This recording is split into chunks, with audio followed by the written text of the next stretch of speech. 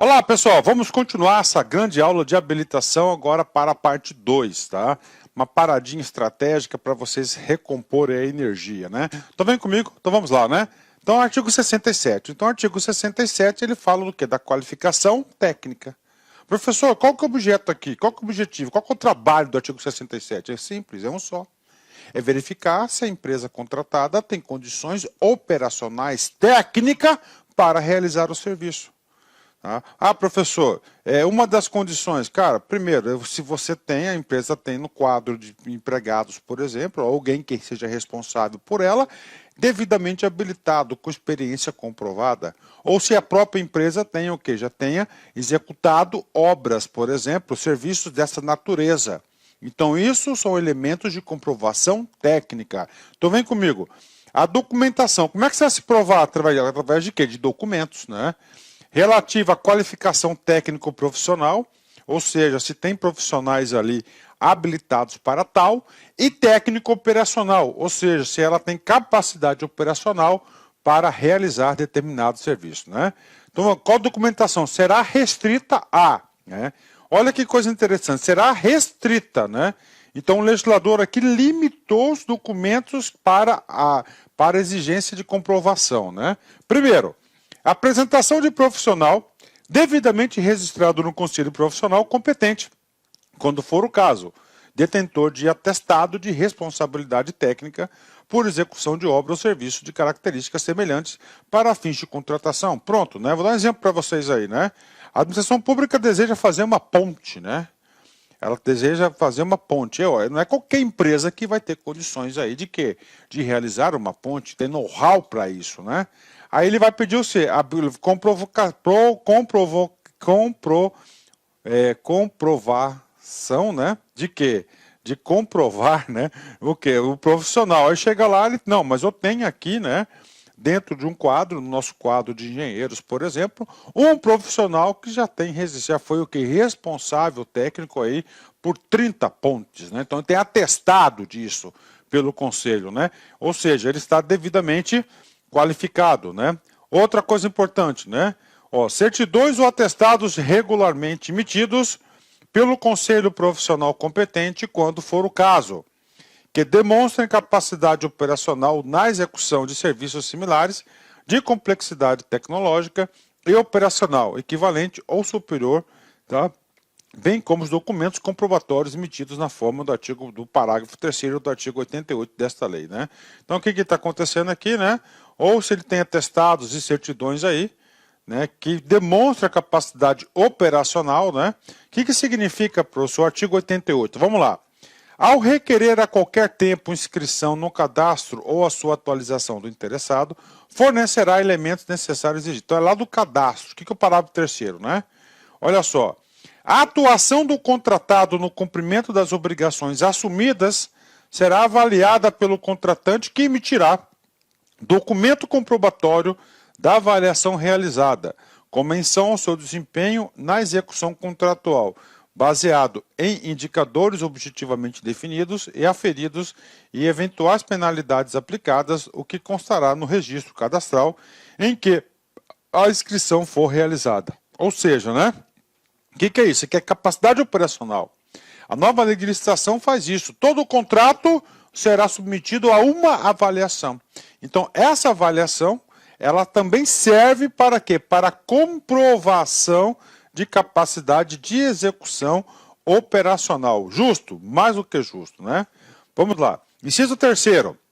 A indicação de pessoal técnico nas instalações e do aparelhamento adequados e disponíveis para a realização do objeto da licitação, bem como da qualificação de cada membro da equipe técnica que se responsabilizará pelos trabalhos. Prova de atendimento de requisitos previstos em lei especial, quando for o caso. Registro ou inscrição na entidade profissional competente, quando for o caso. Declaração de que o licitante tomou conhecimento de todas as informações e todas as condições locais para o cumprimento das obrigações objeto da licitação. Então, esses aqui são os meios de de comprovação. E agora a gente vai para os parágrafos, né? Então, vem comigo. Parágrafo 1º.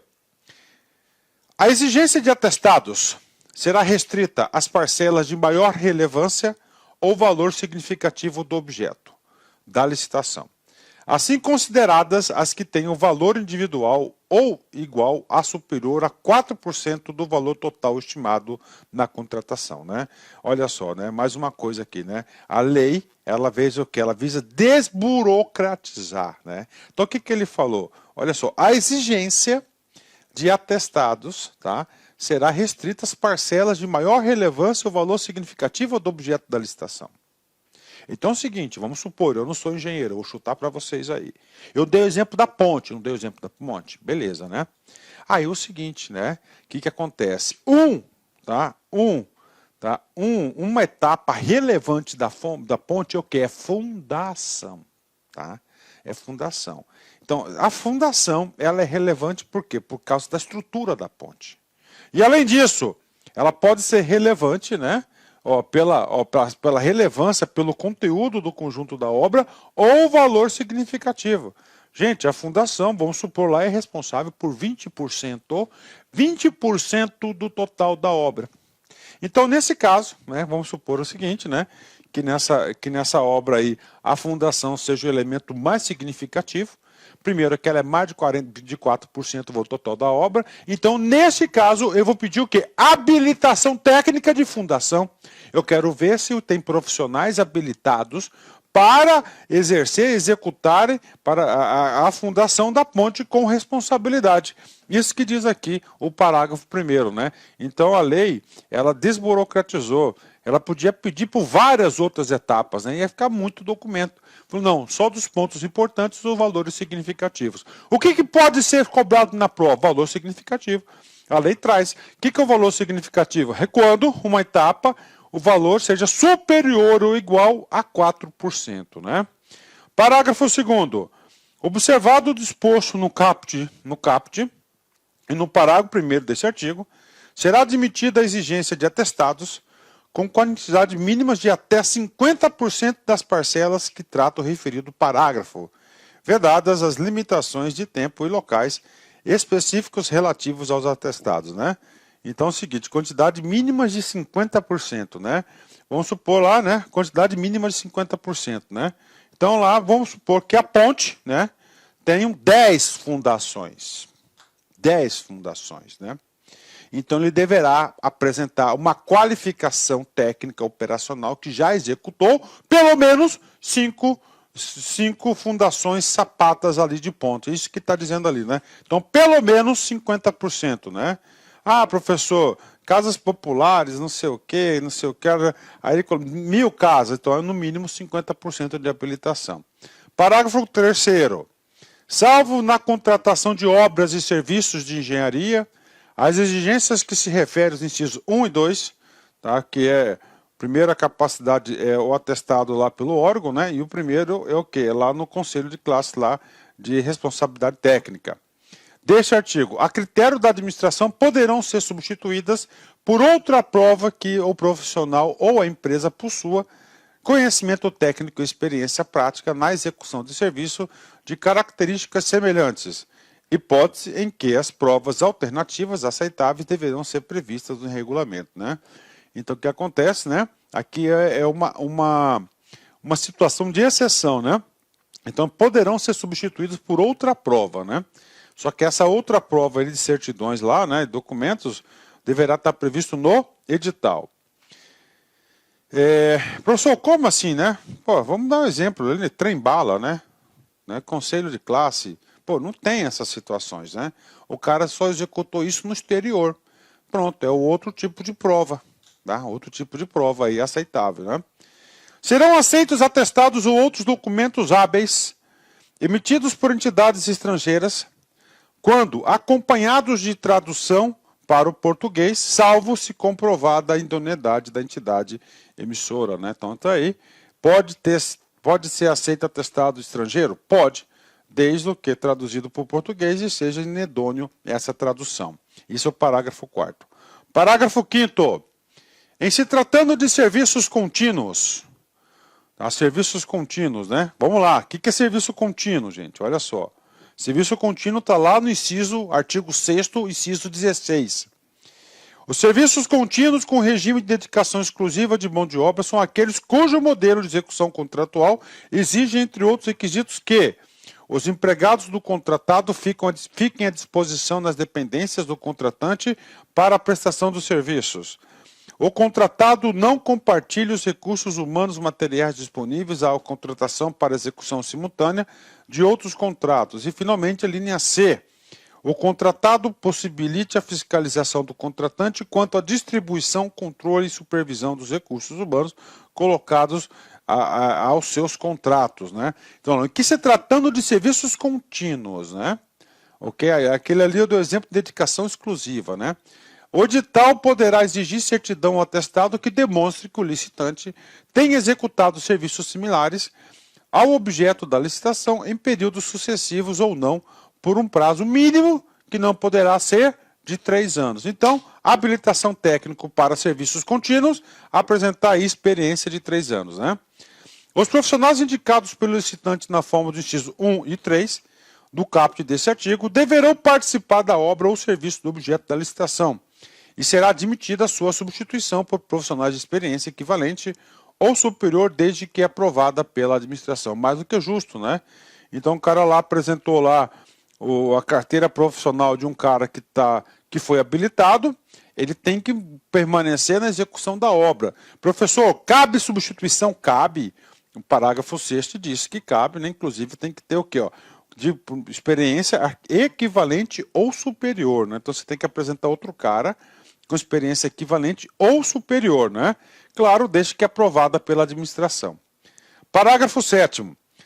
Sociedades empresárias estrangeiras atenderão a exigência prevista no inciso 5.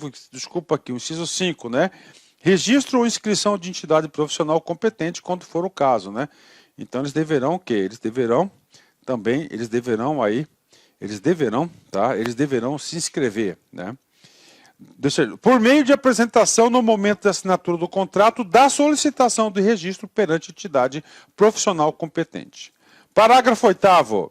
Será admitida a exigência da relação dos compromissos assumidos pelo licitante que importem em diminuição da disponibilidade pessoal técnica referida no inciso 1 e 3 deste artigo.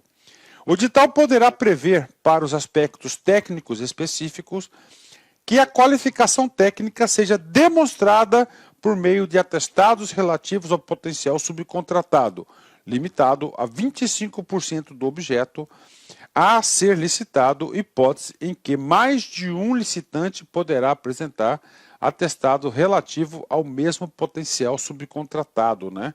Então isso aqui é uma subcontratação, né? Chama-se quarteirizações, né? Então ela terceiriza e se terceiriza depois da... Então, a quarteirização, que é depois da terceirização, a comprova de atestado pode ser de até 25% do valor total da obra executada, né? Artigo 10. Parágrafo 10, né? Em caso de apresentação por licitante de atestado de desempenho anterior emitido em favor de consórcio, então o parágrafo 10 fala de consórcio, né? Do qual tenha parte o atestado ou contratante de constituição de consórcio não identificar a atividade desempenhada por cada consorciado individualmente, serão adotados os seguintes critérios na avaliação da sua qualificação técnica, né? Então isso aí é consórcio, né? É um grupo de empresa. Primeiro, caso o atestado tenha sido emitido em favor de consórcio homogêneo. Opa, meus amigos, minhas amigas, inicialmente eu quero pedir licença para vocês, pois interrompi seus estudos, mas essa videoaula é uma videoaula demonstrativa do nosso site LAC Concursos. Eu sou o professor LAC, coordenador e proprietário da LAC Concurso. Eu quero fazer um convite muito especial para que você conclua essa aula, assista no nosso site e, claro, você consiga fazer um curso completaço, um dos nossos cursos aqui da LAC Concurso.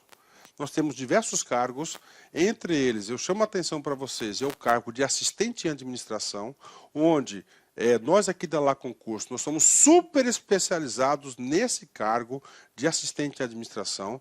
Nosso curso é completaço, são videoaulas com essa qualidade e eu tenho certeza que você vai ficar muito competitivo. Nós aqui da LAC Concurso, nós estamos oferecendo, nesse exato momento, para o cargo de assistente em administração, claro, o FBA, IF, Instituto Federal da Bahia, Instituto Federal do Amazonas e Instituto Federal de Mato Grosso, né? Temos 4 cursos oferecendo em nível de Brasil. E além disso, eu digo para vocês o seguinte, eu, professor Lac, sou coordenador pedagógico e também sou concurseiro profissional. Somente este ano, isso é sério, papo sério, somente este ano, 2022, eu já fui aprovado em 7 concursos públicos com esse perfil. Pode ir lá no nosso perfil da Lá Concurso, tem todas as aprovações ali marcadas para vocês, para quem quiser conferir. Isso nos habilita a fazer um curso bastante assertivo, um curso aí competitivo. Cara, e o investimento, 10 parcelas de R$ 35, qualquer um tem condições de fazer. Cara, gostou? Quer saber mais? Aqui embaixo tem um link para você fazer sua matrícula, ou tem um link também, um link para você conversar com um dos nossos atendentes. Vem estudar conosco, que eu tenho certeza que você não vai se arrepender. Eu, professor Lark, vou me dedicar a vocês aí, vou fazer de tudo para que vocês façam uma excelente prova.